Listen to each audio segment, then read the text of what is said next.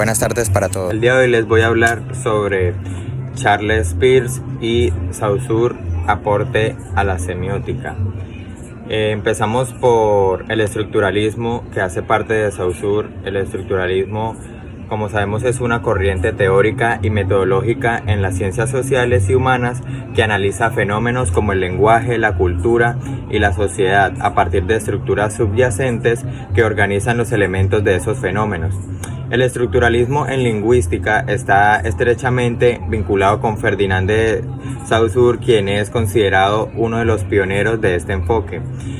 Saussure introdujo la idea de que el lenguaje es un sistema estructurado de signos, donde cada signo está compuesto por significante, la imagen acústica o la forma que adopta el signo, por ejemplo, el sonido o la palabra, y el significado, el concepto o idea al que el significante se refiere. Estructura de este signo lingüístico. Saussure definió el signo lingüístico como la combinación de un significante, la forma sonora o escrita de una palabra, y un significado, la idea o concepto de lo que representa. Lo importante es que esta relación es arbitraria, es decir, no hay una conexión natural entre el significante y el significado. ¿Cómo nosotros podemos aplicar esto en nuestra vida como un comunicador social? Por ejemplo, es entender que el significado de las palabras es arbitrario. Te permite ser más crítico con el lenguaje que utilizas o que observas en los medios. Puedes analizar cómo las palabras y los símbolos son utilizados para crear diferentes percepciones de las audiencias. Esto permite también ver cómo se manipulan los signos en la publicidad o la propaganda, donde un mismo significante puede tener significados distintos para diferentes audiencias. Hablando un poco de la connotación y la denotación, es el significado literal o directo de una palabra o signo. El significado más objetivo y neutro que tiene una palabra, el que aparece en el diccionario, se refiere a lo que el signo representa de manera explícita, sin implicaciones emocionales, culturales o contextuales. Un ejemplo, la palabra perro denota un mamífero doméstico de 4 patas pertenecientes a la familia de los cánidos. Este es el significado literal y objetivo que cualquier hablante de una lengua reconocerá. La connotación es el significado simbólico, subjetivo o asociativo que una palabra o signo puede adquirir según el contexto, la cultura o las emociones de quienes lo interpretan. Ejemplo, la palabra perro puede connotar ideas como fidelidad, amistad, o en contextos negativos puede simbolizar traición o ser usada como insulto. Estas connotaciones varían según el contexto y la cultura. ¿Esto cómo lo podemos aplicar en nuestra vida como comunicador social? En la publicidad, los anunciantes juegan con las connotaciones para asociar productos con emociones o valores deseados como felicidad, éxito o belleza. En periodismo, entender la diferencia entre denotación y connotación es esencial para interpretar y analizar cómo se presenta la información. Por ejemplo, un titular puede tener una denotación clara, pero una connotación política o emocional que afecta la percepción del lector.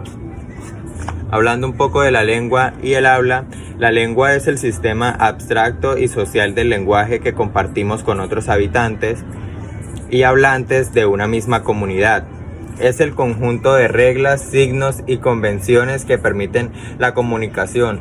El habla es la realización concreta e individual de la lengua, cuando una persona se expresa. Es el acto personal de utilizar el sistema de la lengua para formar enunciados o frases. ¿Cómo podemos aplicar esto como comunicador social? Con creación de mensajes, segmentación de audiencias y interpretación de mensajes.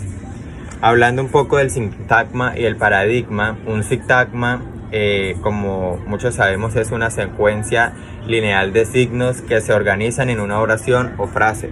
Estos signos están relacionados de manera horizontal, es decir, uno al lado del otro formando una estructura coherente. Por ejemplo, en la frase "el perro corre", cada palabra es un signo que se coloca en relación con las otras para formar un sintagma con un significado específico. Un paradigma es un conjunto de signos que pueden intercambiarse entre sí en un mismo contexto o función gramatical. Los elementos de un paradigma están relacionados de manera vertical u opcional. En un lugar específico del sintagma se puede elegir uno de los elementos del paradigma para construir una oración. Por ejemplo, en la frase "el perro corre", el verbo corre puede ser reemplazado por camina, salta o juega.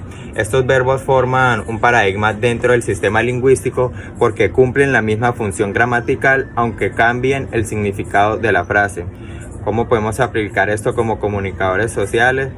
En la creación de mensajes también el concepto de sintagma nos ayuda a estructurarlos adecuadamente, mientras que el paradigma permite elegir las palabras o imágenes que mejor se ajusten al significado que quieres transmitir, en redacciones de textos, narrativas de medios, en una publicidad, etc. La estructura superficial es el nivel más visible o explícito de la oración, donde se observan los elementos tal como se presentan en el habla o en la escritura. Se refiere a la forma gramatical final que adopta una oración. Ejemplo: el perro fue mordido por el gato y el gato mordió al perro. Son ejemplos de estructuras superficiales distintas, aunque provienen de la misma estructura profunda. Ahora vamos a hablar de la estructura profunda. Podemos decir que es el nivel abstracto de representación de una oración donde se refleja su significado fundamental. En este nivel se representan las relaciones gramaticales y semánticas entre los elementos de la oración. Ejemplo: la estructura profunda de la oración "el perro fue mordido por el gato" es la misma que "el gato mordió al perro", ya que ambas expresan la misma relación entre los elementos, aunque difieren en cómo se presentan en la estructura superficial. Esto cómo podemos aplicarlo en nuestra vida como un comunicador. Como comunicador social aplicamos la estructura profunda al analizar y conceptualizar el mensaje y la estructura superficial, a elegir cómo presentarlo de manera más efectiva y adecuada para la audiencia, entrevistas, etc. Estructura del signo de Peirce. Vamos a hablar ahora de este otro gran aportador a la semiótica. Un signo para él es algo que representa a otra cosa para alguien. Los signos están compuestos por tres elementos fundamentales. Representamen es el signo en sí mismo, lo que percibimos, por ejemplo, una palabra o imagen. Objeto es aquello a lo que el signo hace referencia. E interpretante es la interpretación que se hace del signo, es decir, el concepto mental que genera en el receptor. ¿Cómo aplicamos esto como comunicadores sociales? Estos tres signos lo podemos aplicar mediante una campaña publicitaria, en una señal de tráfico o en un discurso político. Hablando de las clases de signos, bueno, Peirce clasificó los signos en tres categorías principales. Primero, el icono se parece directamente al objeto que representa, ejemplo, una foto de una persona. El símbolo es arbitrario y depende de una convención, ejemplo, las palabras de un idioma. Índice está relacionado casualmente con el objeto, ejemplo, el humo indica fuego. ¿Cómo aplicamos esto? Como comunicadores se aplican directamente en la vida de un comunicador social, ya que influyen en la forma en que diseñamos y estructuramos mensajes para diversos públicos. Hablando ahora de la lingüística textual, bueno, esto se enfoca en cómo los textos transmiten significado y cómo se organizan para ser comprensibles. Los signos y las estructuras desarrolladas por Peirce, bueno, se pueden aplicar al análisis de texto para comprender cómo el lenguaje comunica más allá de las palabras, considerando el contexto y la interacción entre el texto y su audiencia. ¿Cómo aplicamos esto como comunicadores? Es una herramienta fundamental para nosotros los comunicadores, ya que nos permite analizar y construir textos de manera que sean coherentes, efectivos, comprensibles para una audiencia específica. Se enfoca en cómo los textos están estructurados y cómo se interrelacionan sus partes para formar un mensaje claro y cohesivo. Estructura del texto.